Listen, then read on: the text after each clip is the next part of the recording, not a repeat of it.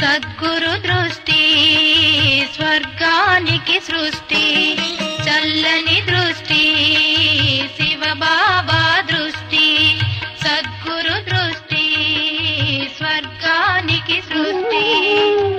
అమృత వేళల అనంత శక్తులనిచ్చు, అమృత వేళల అనంత శక్తులనిచ్చు, అమృత వృష్టి స్వర్గానికి సృష్టి, అమృత వృష్టి స్వర్గానికి సృష్టి.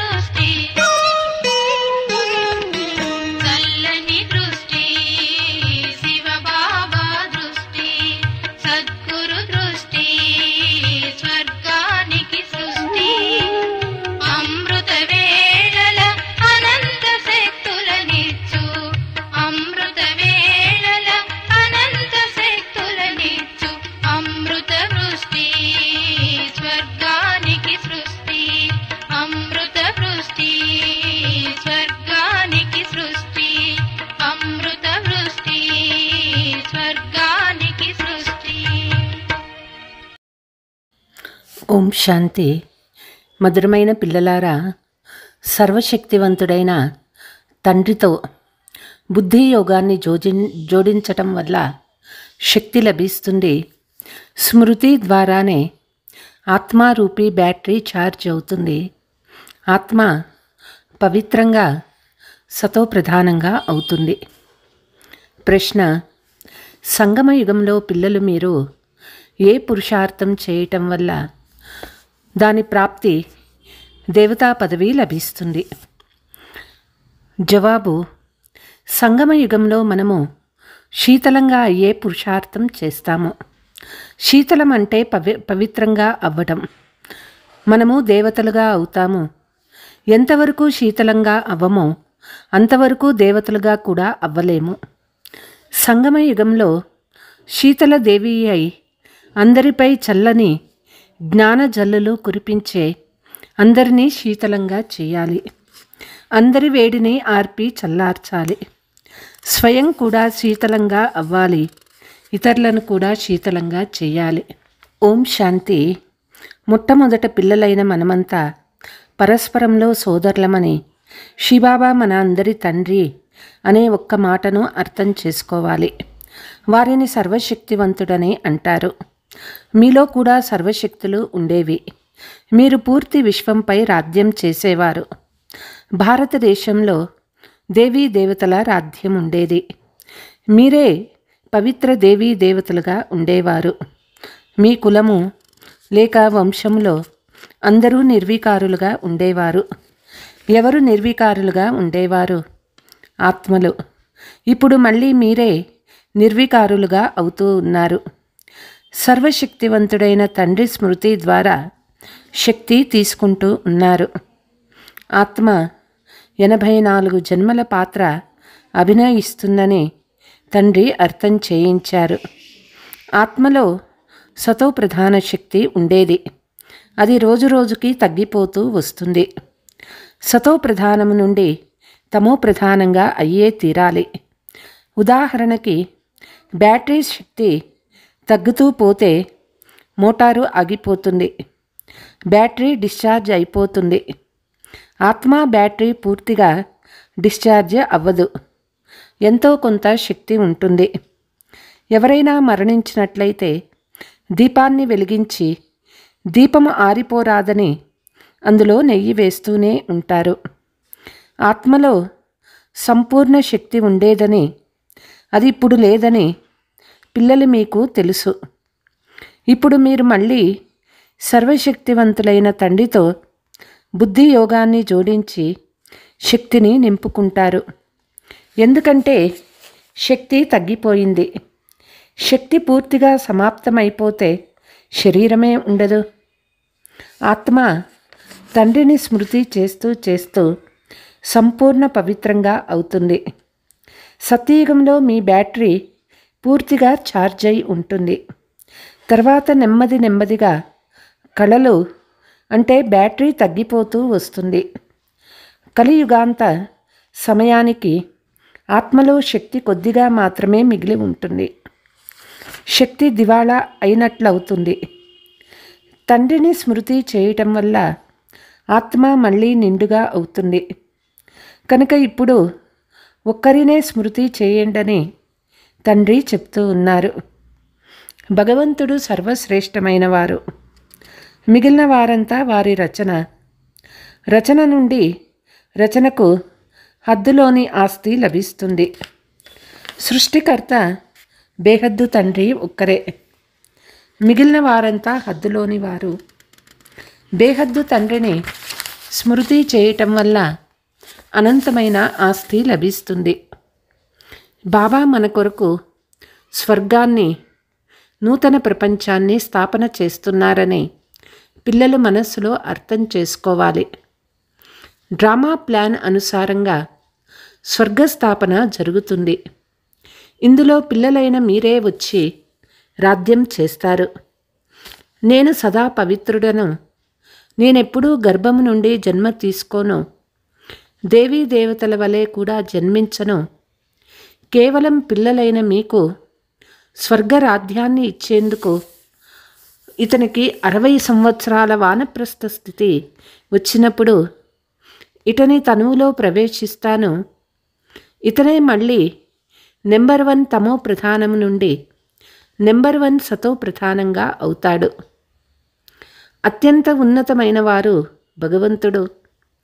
తర్వాత బ్రహ్మ, విష్ణు, శంకర్లు సూక్ష్మవతన వాసులు. ఈ బ్రహ్మ, విష్ణు, శంకర్లు ఎక్కడ నుండి వచ్చారు? వీరు కేవలం సాక్షాత్కారం అవుతారు. సూక్ష్మవతనం మధ్యలో ఉంది కదా, అక్కడ స్థూల శరీరమే ఉండదు. సూక్ష్మ శరీరం కేవలం దివ్య దృష్టి ద్వారా కనిపిస్తుంది. బ్రహ్మ శ్వేత వస్త్రధారి, ఆ విష్ణువు వజ్ర వైడూర్యాలతో అలంకరింపబడినవారు. శంకరుని మెడలో సర్పం మొదలైనవి వాటిని చూపిస్తారు. ఇలాంటి శంకరులు మొదలైన వారు ఎవ్వరూ ఉండరు. అమర్నాథ్లో శంకరుడు పార్వతీకి అమర కథను వినిపించినట్లు చూపిస్తారు. ఇప్పుడు సూక్ష్మవతనంలో మనుష్య సృష్టి లేనే లేదు. మరి కథను అక్కడ ఎలా వినిపిస్తారు? పోతే సూక్ష్మవతనం కేవలం సాక్షాత్కారం అవుతుంది. ఎవరైతే పూర్తి పవిత్రంగా ఉంటారో వారికి సాక్షాత్కారం అవుతుంది. వీరే మళ్ళీ సతయుగంలోకి వెళ్ళి స్వర్గాధికారులుగా అవుతారు. వీరు మళ్ళీ ఈ రాజ్యభాగ్యాన్ని ఎలా పొందుకున్నారో బుద్ధిలోకి రావాలి. యుద్ధము మొదలైనవి ఏవీ జరగవు. దేవతల హింస ఎలా చేస్తారు? ఎవ్వరూ ఒప్పుకోరు. ఒప్పుకున్నా ఒప్పుకోకపోయినా ఇప్పుడు మీరు తండ్రి స్మృతి చేసి రాజ్యాన్ని తీసుకుంటారు. దేహ సహితంగా దేహ సర్వధర్మాలను మరచి నన్నొక్కరిని స్మృతి చెయ్యండి అని గీతలో కూడా ఉంది. తండ్రికి శరీరంపై మమకారం ఉండేందుకు వారికి స్వంత శరీరమే లేదు. తండ్రి చెప్తారు, స్వల్ప సమయం కొరకు శరీరాన్ని అప్పుగా తీసుకుంటాను, లేకుంటే నేను జ్ఞానాన్ని ఎలా ఇవ్వాలి? ఈ వృక్షానికి చైతన్య బీజరూపాన్ని, నా వద్ద మాత్రమే ఈ వృక్ష జ్ఞానం ఉంది.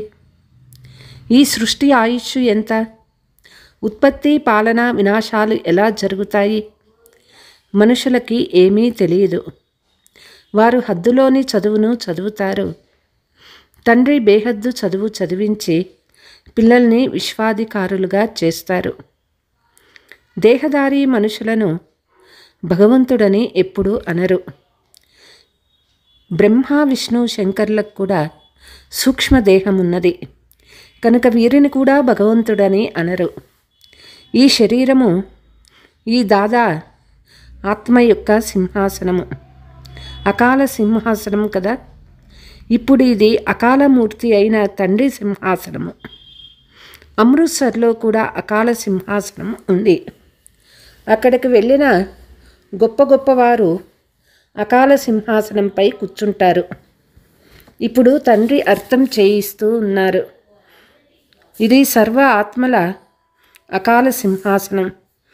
ఆత్మలోనే మంచి లేక చెడు సంస్కారాలు ఉంటాయి. అందుకే ఇది కర్మల ఫలమని చెప్తారు. సర్వ ఆత్మల తండ్రి ఒక్కరే. బాబా ఏ శాస్త్రాలను చదివి అర్థం చేయించడం లేదు. ఈ విషయాలు కూడా శాస్త్రాలు మొదలైన వాటిలో లేవు. అందుకే వీరు శాస్త్రాలని ఒప్పుకోరు అని జనులు కోపగించుకుంటారు. సాధు సత్పురుషులు మొదలైన వారు గంగలోకి వెళ్ళి స్నానం చేస్తారు. మరి పావనంగా అయ్యారా? వాపస్ అయితే ఎవరూ వెళ్ళలేరు. తేనెటీగల గుంపు వలె లేక దోమల గుంపు వలె అంతిమంలో అందరూ వెళ్తారు. తేనెటీగలలో కూడా రాణి ఉంటుంది. దాని వెనకే అన్నీ వెళ్తాయి. తండ్రి వెళ్ళినప్పుడు కూడా వారి వెనకే ఆత్మలందరూ వెళ్తారు. మూలవతనంలో కూడా ఆత్మలంతా గుంపుగా ఉంటాయి. ఇక్కడ మనుష్యులందరి గుంపు ఉంటుంది కనుక ఈ గుంపు కూడా ఒకరోజు పరుగు తీయాల్సిందే. తండ్రి వచ్చి ఆత్మలందరినీ తీసుకువెళ్తారు. శివుని ఊరేగింపు మహిమ చేయబడింది. అబ్బాయిలు అనండి లేక అమ్మాయిలు అనండి, తండ్రి వచ్చి పిల్లలందరికీ స్మృతి యాత్రను నేర్పిస్తూ ఉన్నారు. పవిత్రంగా అవ్వకుండా ఆత్మ వాపస్ ఇంటికి వెళ్ళలేదు. ఎప్పుడు పవిత్రం అవుతుందో అప్పుడు మొదట శాంతిధామానికి వెళ్తుంది. తర్వాత అక్కడ నుండి నెమ్మదిగా ఆత్మలు వస్తూ ఉంటాయి. వృద్ధి జరుగుతూ ఉంటుంది. రాజధాని తయారవ్వాలి కదా, అందరూ ఒకేసారి రారు. వృక్షము నెమ్మదిగా వృద్ధి చెందుతుంది కదా. మొట్టమొదట తండ్రి స్థాపన చేసిన ఆది సనాతన దేవీ దేవత ధర్మం ఉంటుంది. ఎవరైతే దేవతలుగా అవుతారో వారే మొట్టమొదట బ్రాహ్మణులుగా అవుతారు. ప్రజాపిత బ్రహ్మ అయితే ఉన్నాడు కదా, ప్రజల్లో కూడా సోదరులుగా అవుతారు. బ్రహ్మ కుమారీలుగా ఇక్కడే అనేక మంది అవుతారు. నిశ్చయ బుద్ధి ఉన్న కారణంగానే అనేక మంది మార్కులు తీసుకుంటారు. మీలో కూడా ఎవరు పక్కాగా ఉంటారో వారు అక్కడ మొదట వస్తారు. కచ్చాగా ఉన్నవారు చివర్లోనే వస్తారు. మూలవతనంలో ఆత్మలన్నీ ఉంటాయి. తర్వాత కిందకి వచ్చినప్పుడు సంఖ్య వృద్ధి చెందుతూ పోతుంది. శరీరం లేకుండా ఆత్మ పాత్రను ఎలా అభినయిస్తుంది? ఇది పాత్రధారుల ప్రపంచము. ఇది 4 యుగాలలో తిరుగుతూ ఉంటుంది. సత్యయుగంలో మనమే దేవతలుగా ఉండేవారము. తర్వాత క్షత్రియులు, వైశ్యులు, శూద్రులుగా అవుతారు. ఇప్పుడు ఇది పురుషోత్తమ సంగమ యుగము. బాబా ఎప్పుడు వస్తారో అప్పుడు ఈ యుగం తయారవుతుంది. ఇప్పుడు ఈ బేహద్దు జ్ఞానము బేహద్దు తండ్రి మాత్రమే ఇస్తారు. శివబాబాకు తాను శారీరక పేరేమీ లేదు. ఈ శరీరము ఈ దాదాది. బాబా కొద్ది సమయానికి అప్పుగా తీసుకున్నారు. బాబా చెప్తారు, మీతో మాట్లాడేందుకు నాకు నోరు కావాలి కదా. నోరు లేకుంటే తండ్రి పిల్లలతో మాట్లాడను కూడా మాట్లాడలేరు. అనంతమైన జ్ఞానము కూడా ఈ నోటి ద్వారానే వినిపిస్తారు. అందుకే దీనిని గోముఖము అని కూడా అంటారు. పర్వతాలపై నుండి నీరు ఎక్కడైనా వెలువడగలదు. ఇక్కడ గోముఖాన్ని తయారు చేశారు. దాని నుండి నీరు వస్తుంది. ఆ నీటిని గంగా జలంగా భావించి తాగుతారు. ఆ నీటికి ఎంత మహత్వాన్ని ఇస్తారు? ఈ ప్రపంచంలో అంతా అసత్యమే ఉంది. సత్యం ఒక్క బాబా మాత్రమే వినిపిస్తారు. అసత్యపు మనుషులు ఈ తండ్రి ఇచ్చే జ్ఞానాన్ని అసత్యమని అనుకుంటారు. భారతదేశంలో సత్యయుగం ఉన్నప్పుడు దీనిని సత్యఖండమని అనేవారు. మళ్ళీ భారతదేశమే పాతదిగా అవుతుంది. అప్పుడు ప్రతి మాట, ప్రతి వస్తువు అసత్యంగా అవుతుంది. ఎంత వ్యత్యాసమైపోతుంది. తండ్రి చెప్తారు, పిల్లలందరూ కామచితిపై కూర్చొని బికారులైపోయారు. తండ్రి పిల్లలకు చెప్తారు, మీరు స్వర్గానికి అధికారులుగా ఉండేవారు కదా, జ్ఞాపకం ఉందా? పిల్లలకే అర్థం చేయిస్తారు. పూర్తి ప్రపంచానికంతా అర్థం చేయించేరు. పిల్లలే బాబాను తెలుసుకుంటారు. ప్రపంచానికి ఈ విషయాలేం తెలుసు? కామము అన్నిటికంటే పెద్ద ముళ్ళు. దీని పేరే పతిత ప్రపంచము. సత్యయుగము 100% పవిత్ర ప్రపంచము. మనుషులే పవిత్ర దేవతల ముందుకు వెళ్ళి నమస్కరిస్తారు. చాలామంది భక్తులు శాకాహారులుగా ఉంటారు. అయితే వికారాలలోకి వెళ్ళరని కాదు. చాలామంది బాలబ్రహ్మచారులు కూడా ఉంటారు. బాల్యము నుండి ఎప్పుడూ చీచీ ఆహారము మొదలైనవి తినరు. సన్యాసీలు కూడా నిర్వికారులవ్వండి అని చెప్తారు. ఇంటిని సన్యసిస్తారు. మళ్ళీ రెండవ జన్మలో కూడా ఎవరైనా గృహస్థీల వద్ద జన్మ తీసుకొని మళ్ళీ ఇంటిని వదిలి అడవికి వెళ్ళిపోతారు. కానీ పతీత్ నుండి పావనంగా అవ్వగలరా? లేదు. పతిత పావనులైన తండ్రి శ్రీమతం లేకుండా ఎవ్వరూ పావనంగా అవ్వలేరు. భక్తి దిగే కళా మార్గము. మరి పావనంగా ఎలా అవ్వగలరు? పావనంగా అయితే ఇంటికి వెళ్తారు, స్వర్గంలోకి వస్తారు. సతీగా దేవీ దేవతలు ఎప్పుడైనా ఇల్లు వాకిలి వదిలేస్తారా? వారిది హద్దు సన్యాసము, మీది బేహద్దు సన్యాసము. పూర్తి ప్రపంచం, బంధుమిత్రులు మొదలైన వాటిని అన్నిటినీ సన్యాసము. మీ కొరకు ఇప్పుడు స్వర్గస్థాపన జరుగుతుంది. మీ బుద్ధి స్వర్గం వైపు ఉంది. మనుషులు నరకంలోనే వేలాడుతూ ఉన్నారు. పిల్లలు మీరు బాబా స్మృతిలో వేలాడుతూ ఉన్నారు. మిమ్మల్ని శీతల దేవీలుగా తయారు చేసేందుకు జ్ఞానచితిపై కూర్చోబెట్టడం జరుగుతుంది. శీతలతకు వ్యతిరేక శబ్దము వేడి. మీ పేరు శీతలాదేవి. ఒక్కరే ఉండరు కదా. భారతదేశాన్ని శీతలంగా చేసిన వారు తప్పకుండా చాలామంది ఉంటారు. ఈ సమయంలో అందరూ కామచితిపై కాలిపోతున్నారు. మీ పేరు ఇక్కడ శీతలాదేవి. మీరు శీతలంగా చేసేవారు. చల్లటి జల్లులు కురిపించే దేవీలు. జల్లు కురిపించేందుకు వెళ్తారు కదా. జ్ఞాన జల్లులు ఆత్మపై చల్లడం జరుగుతుంది. ఆత్మ పవిత్రంగా అవ్వడం వల్ల శీతలంగా అవుతుంది. ఈ సమయంలో పూర్తి ప్రపంచమంతా కామచితిపై కూర్చొని నల్లగా అయిపోయింది. ఇప్పుడు పిల్లలు మీకు కలశము లభించింది. కలశం ద్వారా మీరు స్వయం శీతలంగా అయ్యి ఇతరులను కూడా శీతలంగా చేస్తారు. ఇతడు కూడా శీతలంగా అయ్యారు. ఇద్దరూ కలిసే ఉంటారు. ఇంటిని వదిలే విషయమేదీ లేదు. కానీ గోశాల తయారై ఉంటుంది కనుక తప్పకుండా కొందరు ఇంటిని వదిలి ఉంటారు. ఎందుకు? జ్ఞానచితిపై కూర్చొని శీతలంగా అయ్యేందుకు. ఎప్పుడు మీరు ఇక్కడ శీతలంగా అవుతారో అప్పుడే మీరు దేవతలుగా అవ్వగలరు. ఇప్పుడు మీ బుద్ధి యోగము పాత ఇంటి వైపు వెళ్ళరాదు. బాబా జతలో బుద్ధి యోగం ఉండాలి. ఎందుకంటే మీరంతా తండ్రి వద్దకు ఇంటికి వెళ్ళాలి. బాబా చెప్తూ ఉన్నారు, మధురమైన పిల్లలారా, నేను మార్గదర్శకుడునై మిమ్మల్ని తీసుకువెళ్లేందుకు వచ్చాను. ఇది శివశక్తి పాండవ సేవన. మీరు శివుని నుండి శక్తిని తీసుకునేవారు. వారు సర్వశక్తివంతులు. పరమాత్మ మరణించిన వారిని బతికించగలరని మనుషులు భావిస్తారు. కానీ తండ్రి చెప్తూ ఉన్నారు, ముద్దు పిల్లలారా, ఈ డ్రామాలో ప్రతి ఒక్కరికి అనాది పాత్ర లభించింది. నేను కూడా సృష్టికర్తను, దర్శకుడను, ముఖ్య పాత్రధారిని. డ్రామాలోని పాత్రను మనం కొద్దిగా కూడా మార్చలేము. ప్రతి ఆకు కూడా పరమాత్ముని ఆజ్ఞానుసారంగా కదులుతుందని మనుషులు అనుకుంటారు. కానీ పరమాత్మ స్వయంగా చెప్తూ ఉన్నారు, నేను కూడా డ్రామాకు అధీనుడను. ఈ బంధంలో బంధించబడి ఉన్నాను.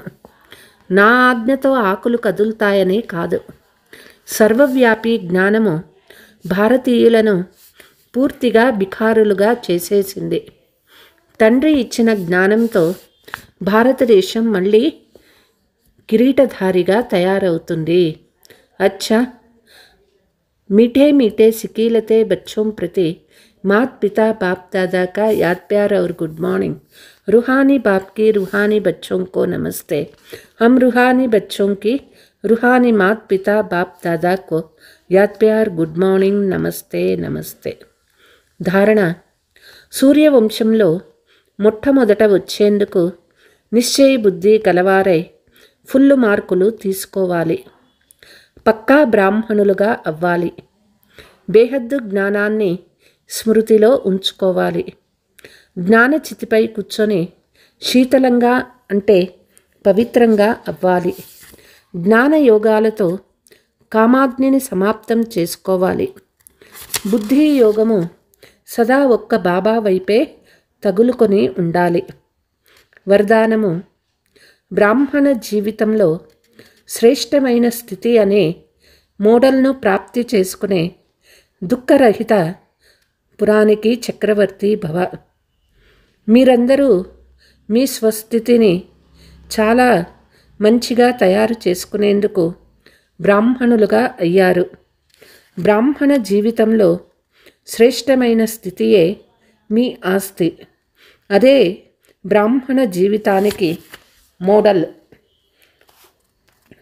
ఎవరైతే ఈ మెడల్ను ప్రాప్తి చేసుకుంటారో వాళ్ళు సదా అచల్ అడోల్ ఏకరసా స్థితిని ఉంటారు. సదా నిశ్చింతులుగా దుఃఖరహిత పురానికి చక్రవర్తులుగా అవుతారు. వారు అన్ని కోరికల నుండి ముక్తులుగా ఇచ్ఛా మాత్రం అవిద్య స్వరూపులుగా ఉంటారు. స్లోగన్: తెగిపోని నిశ్చయం మరియు నషాతో మేరా బాబా అని అనండి. అప్పుడు మాయ మీ సమీపానికి కూడా రాలేదు. అచ్చా. ఓం శాంతి.